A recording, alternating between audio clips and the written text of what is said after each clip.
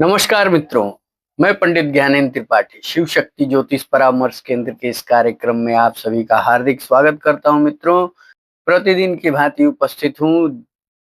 आज नए विषय वस्तु पे बात करेंगे दैत्य गुरु शुक्राचार्य के राशि परिवर्तन पे। उनका गोचर वृश्चिक में हो रहा है और शुक्राचार्य जो हैं स्त्री कारक तत्व हैं, ग्रह हैं, सॉरी, उन्हें सौंदर्य का कारक माना गया है।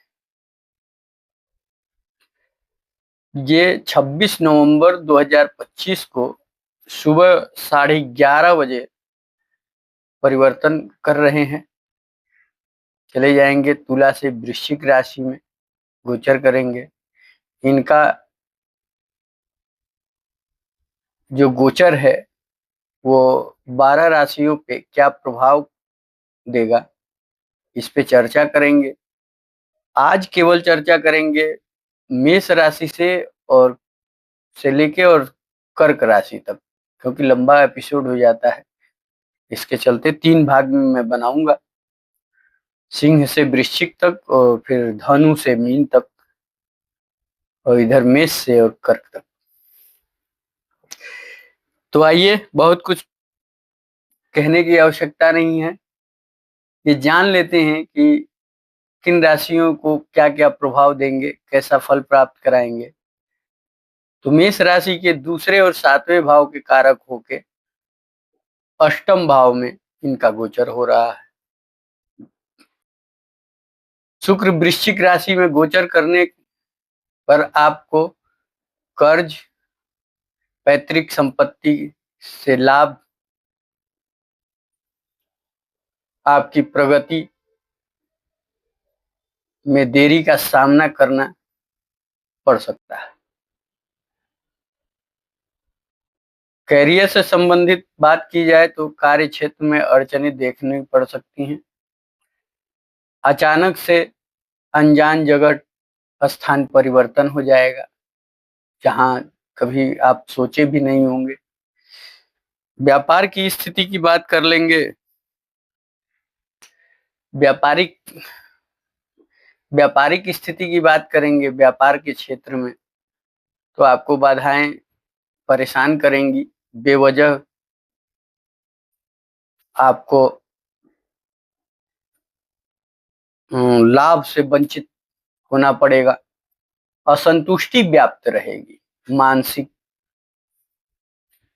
उलझनों के साथ नुकसान होगा।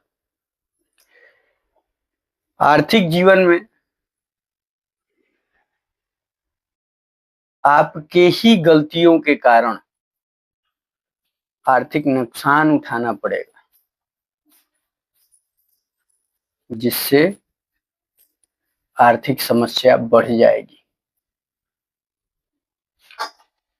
जीवन में पारिवारिक दाम्पत्य जीवन की बात करें तो पारिवारिक समस्याओं के कारण जीवन साथी से विवाद उत्पन्न होगा। दोनों के बीच गलतफहमियां व्याप्त होंगी। स्वास्थ्य संबंधी बात की जाए तो पारिवारिक जरूरतों को पूरा करने के लिए अधिक से अधिक धन व्यय होगा।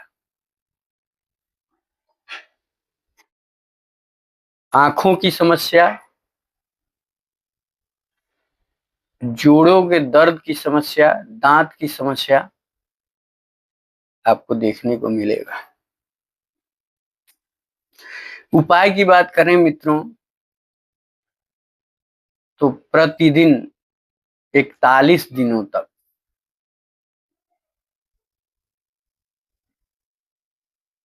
आपको दुर्वा और घी से 11 आहुति देनी है। ओम रांग राहवे नमः का जाप करते हुए। दुर्वा की छोटी छोटी पोटली वो बना लीजिए, थोड़े थोड़े टुकड़े रख लीजिए। उससे प्रत्येक दिन 11 आहुति दीजिए दुर्वा और घी का। समस्याओं से निजात मिलेगी। अब बात की जाएगी वृषभ राशि की। तो भाई साहब, आपके पहले और छठे घर के स्वामी हैं, 7वें भाव में प्रवेश करने जा रहे हैं। शुक्र का वृश्चिक राशि में गोचर होने के कारण दोस्त और जीवन साथी के साथ बहुत सतर्क रहना होगा।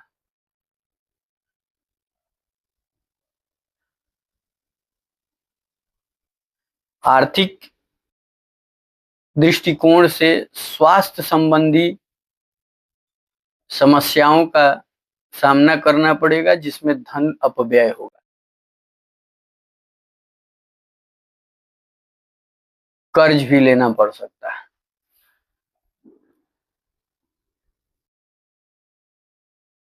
करियर के क्षेत्र में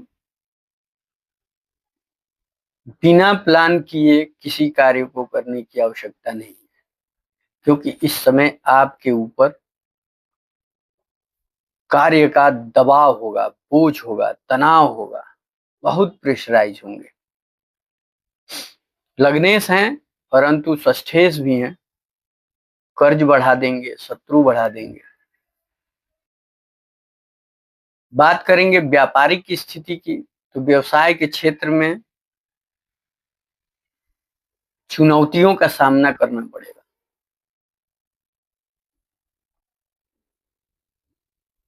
सामान्य फायदा दिख रहा है, बहुत लाभ नहीं दिख रहा।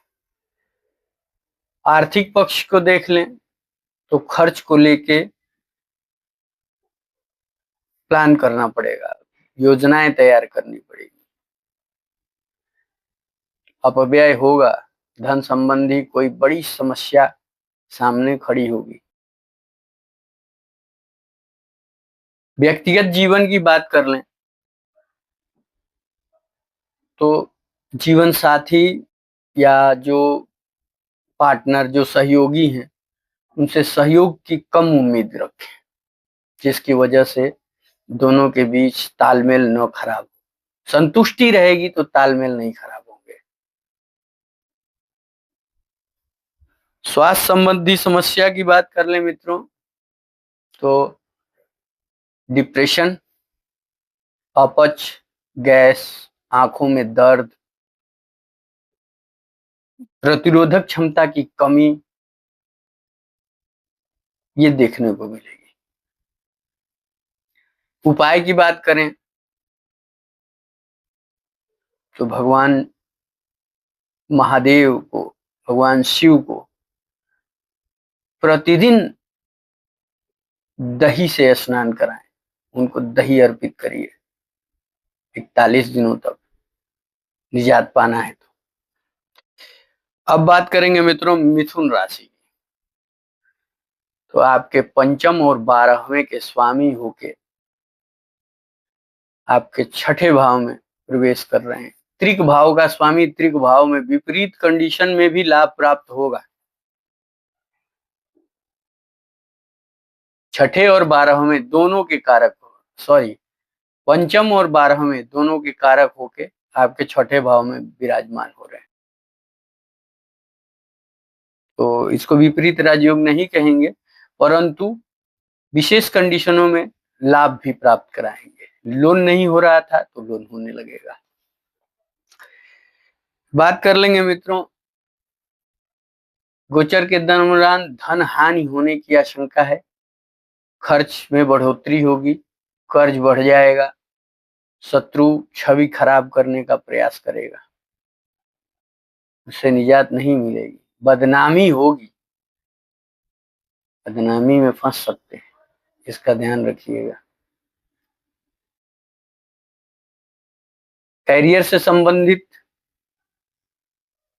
थोड़ी नौकरी में है तो उससे थोड़ी संबंधित समस्याएं देखने को मिलेंगी।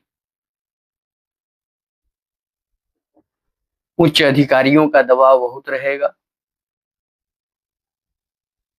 तो घबराइएगा मत, संतुलन बना के कार्य करने की आवश्यकता है। व्यापारिक स्थिति की बात कर लें तो नुकसान होने की वजह से बिजनेस को थोड़ा सा बिजनेस प्रभावित होने वाला है, तो आर्थिक निवेश इस बीच न करें तो बेहतर है। उसमें भी ये अस्त भी होंगे, तो बहुत सारी परेशानी उस पे भी चर्चा करेंगे। अस्त क्या क्या करेंगे अस्त होने पे, बहुत विशेष प्रभाव नहीं देंगे। वित्तीय वित्तीय आर्थिक क्षेत्र की बात कर लें तो अचानक अधिक खर्च पड़ने की वजह से चिंता ग्रसित हो सकते हैं, परंतु धन की व्यवस्था हो जाएगी, खर्च करने की अधिकता रहेगी, सुख भी प्राप्त होगा। सुख के स्वामी हैं, सुख साधनों पे खर्च करेंगे, परेशानी की बात नहीं है। दाम्पत्य जीवन की बात कर ले मित्रों तो अनचाही योजनाएं आपको फलीभूत करनी पड़ेगी, जो नहीं चाहते हैं वो भी करना पड़ेगा। थोड़ा सा परेशानी झेलते हुए आर्थिक व्यवस्था करके उसको करना ही करना पड़ेगा।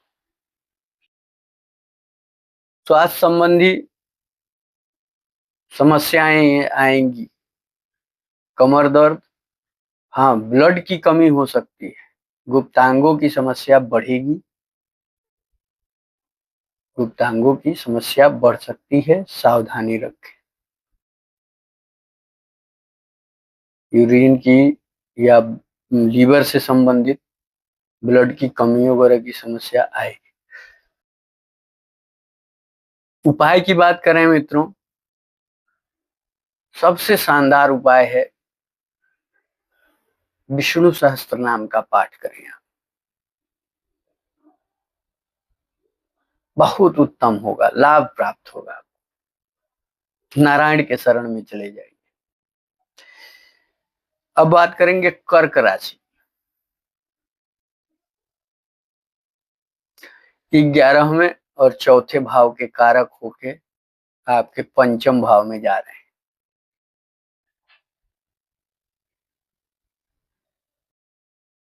तो केंद्र का मालिक त्रिकोण में, और वो भी लाभेश होके। इस दौरान आध्यात्मिक रुचि बढ़ेगी, अधिक से अधिक सामाजिक कार्यों में बढ़ चढ़ के भाग लेंगे। घर की स्थिति बहुत सुंदर होने वाली, सुख सुविधाओं में बढ़ोतरी होगी, कार्य क्षमता बढ़ेगी। करियर के क्षेत्र में आपको शानदार उपलब्धि प्राप्त होने वाली है, प्रगति मिलने वाली है। व्यापार में के क्षेत्र में अगर आप कहीं शेयर मार्केट का काम करते हैं या प्रोडक्ट सौंदर्य फिल्मी दुनिया में है, शुक्र से संबंधित कार्य करते हैं, भूमि भवन वाहन का भी कार्य करते हैं, तो आपको अच्छी सफलता प्राप्त होने वाली है। इति सही है, यही होगा।